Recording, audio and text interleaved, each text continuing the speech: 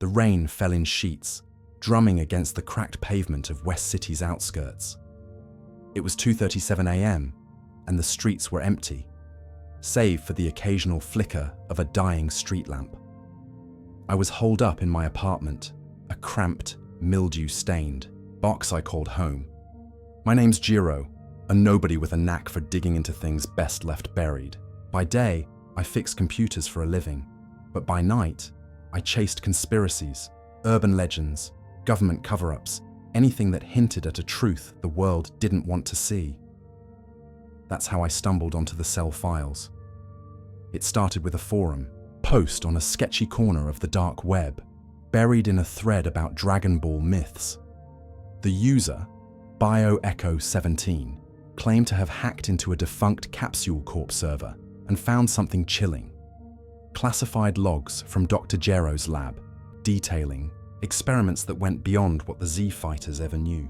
The post mentioned a prototype of Cell, one that wasn't destroyed, one that was still out there. Attached was a single file, a grainy video clip, time-stamped years after Cell's defeat by Gohan. I downloaded it before the thread vanished, the user banned, their account scrubbed.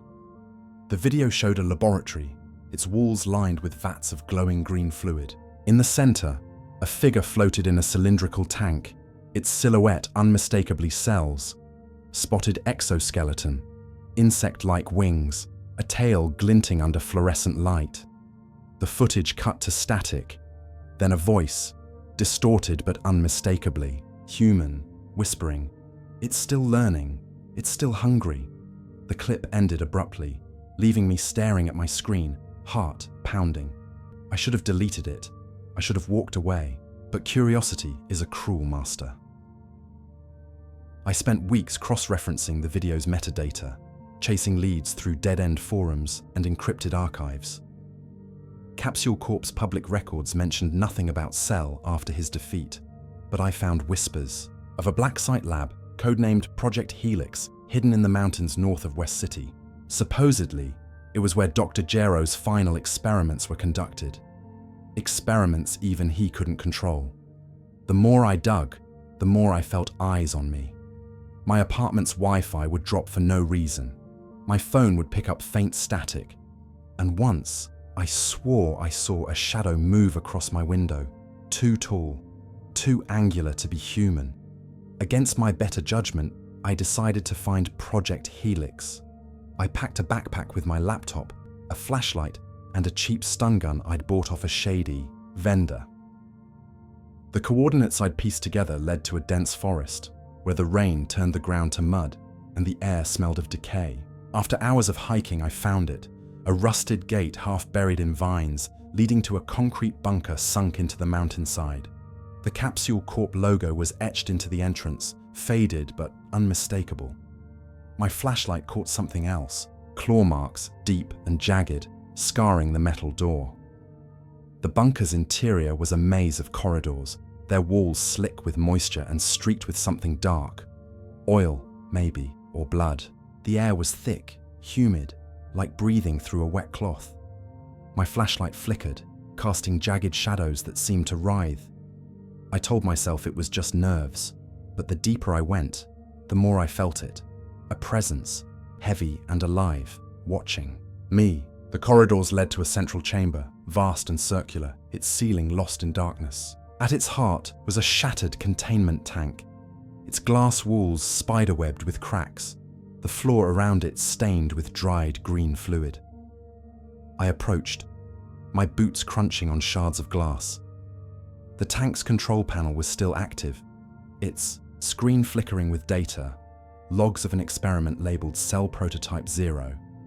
The files described a version of Cell created before the one Goku and the others fought, a raw, unstable bioweapon designed to evolve without limits. Unlike the final Cell, this prototype wasn't programmed to seek perfection. It was programmed to consume, to absorb everything in its path, organic or not. The logs ended with a single entry: containment failure, subject uncontained, Status: unknown. That's when I heard it.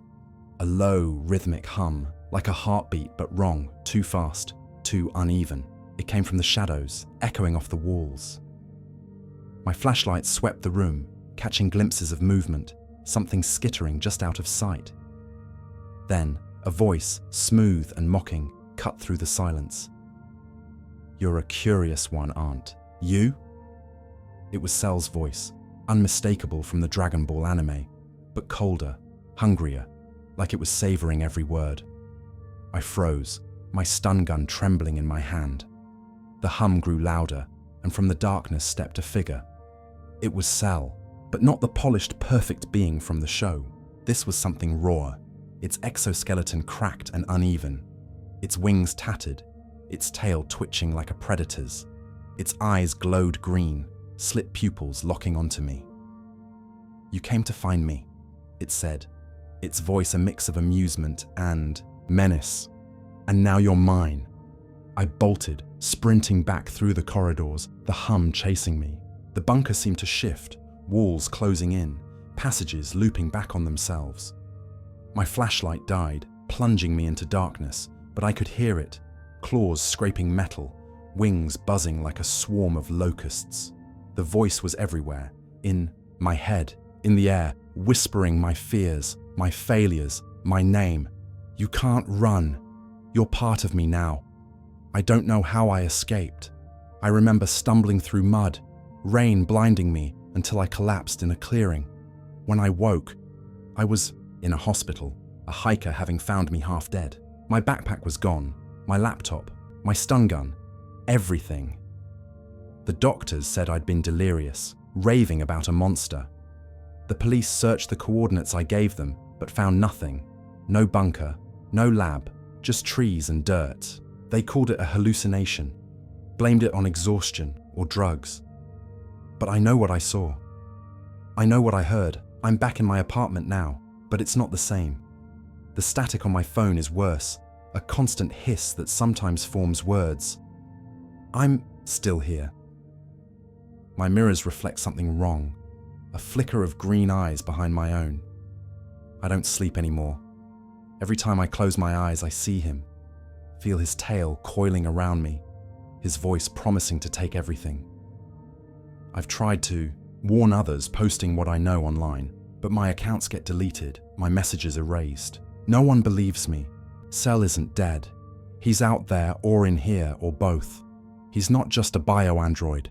He's a hunger, a void that consumes and grows. The Cell files were real, and Project Helix wasn't abandoned. It was hidden, buried by those who know the truth. If you're reading this, if you're chasing the same rumors I did, stop. Delete your files, burn your notes, and run. Because Cell is waiting, and he's always hungry. The hum never stopped. Not since I escaped the bunker in the mountains, not since I saw him. It's been 6 months since I stumbled out of that forest, half dead, ranting about Cell and Project Helix. The doctors called it trauma, the police called it delusion. But I know the truth. Cell isn't just a memory or a nightmare.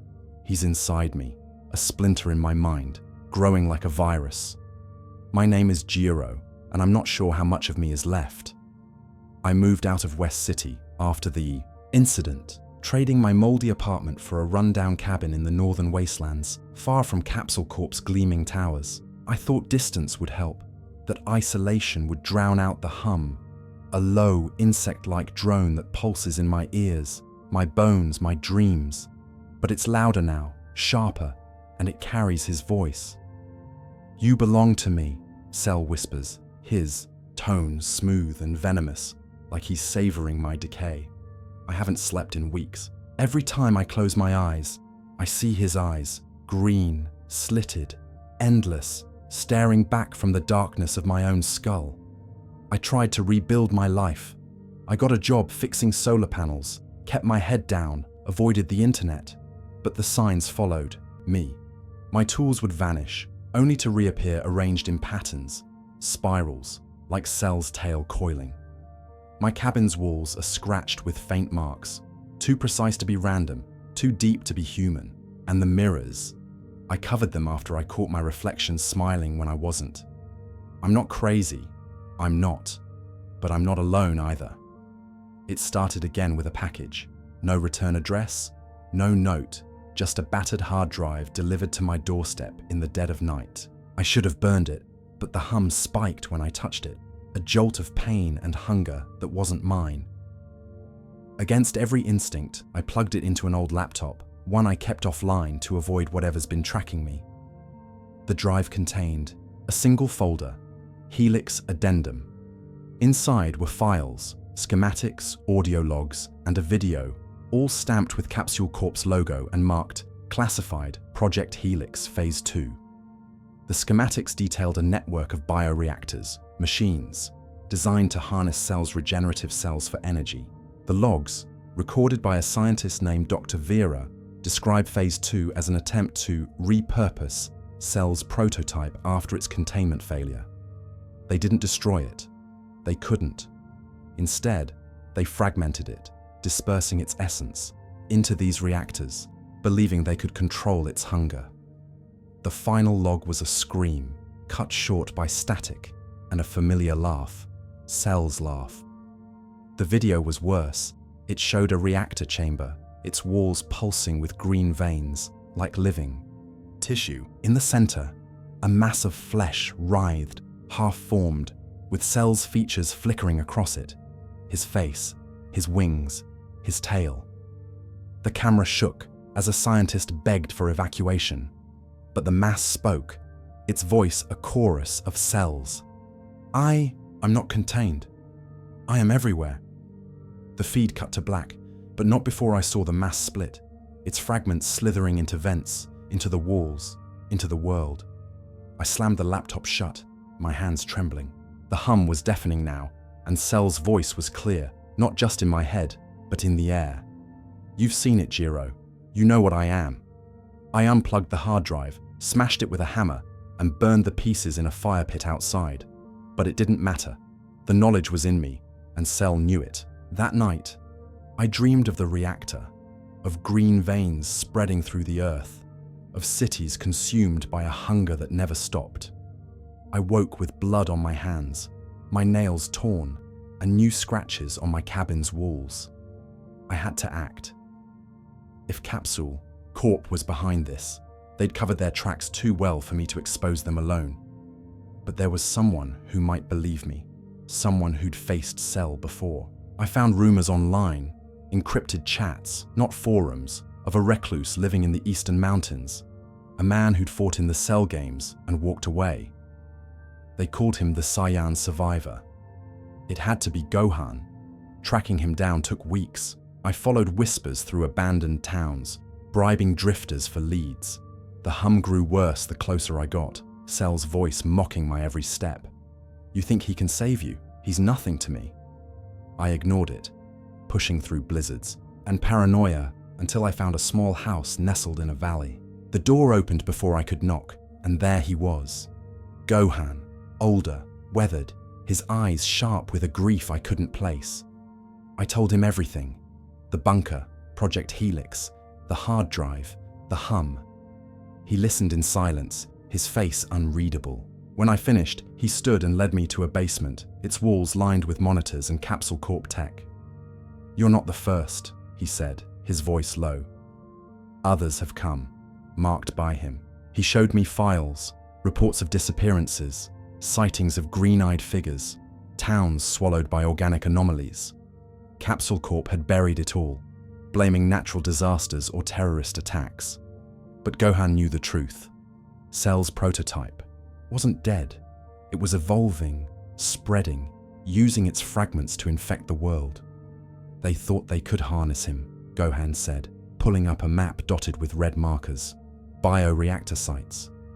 But Cell's not just a machine. He's a will, a hunger that adapts. And you, he looked at me, his eyes narrowing. You're carrying him. I wanted to argue, to deny it, but the hum surged and I felt it. Cell's presence, coiling in my veins, laughing through my thoughts. Gohan gave me a choice. Stay and fight, or run and hope Cell's hunger found someone else. I chose to fight. He took me to a hidden facility, a resistance hub where survivors of Cell's influence trained. They were like me, haunted, marked, their eyes flickering green in moments of weakness. Gohan taught us to resist, to silence the hum through focus, but it was a losing battle. Cell was in us, in the air, in the reactors pulsing beneath the earth. Every night, I heard him, promising power, promising eternity, promising to make me perfect. The breaking point came during a raid on a bioreactor. We infiltrated a Capsule Corp black site, its chambers alive with green veins, the air thick with the smell of rot. The reactor was a monstrosity, a beating heart of flesh and metal, Cell's face forming and dissolving across its surface. We planted charges, but Cell spoke through the walls, his voice 1,000 voices. You can't destroy me. I am your future. The hum overwhelmed me, and I saw my team's eyes turn green, their bodies twisting, becoming something else. Extensions of him. I don't know how I survived. The charges detonated, the reactor collapsed, and I woke in the snow, Gohan dragging me to safety. He said we'd slowed Cell, but not stopped him. The reactors were still out there, and Cell's fragments were spreading faster now, infecting more than just people, machines, networks, the very Earth. Gohan looked at me, his face grim. He's using you, Jiro. You're his beacon. I'm writing this from a cave, hiding from Capsule Corp's drones and Cell's whispers. The hum is part of me now, a heartbeat I can't escape. I see him in every shadow, feel his hunger in every breath. Gohan's out there, fighting, but I don't know how long he can last. Cell isn't just a bio-android. He's a void, a cancer that consumes everything. If you find this, if you hear the hum, don't listen, don't dig. Destroy every trace of Project Helix, or he'll find you too. Because Cell is coming, and his hunger is unending.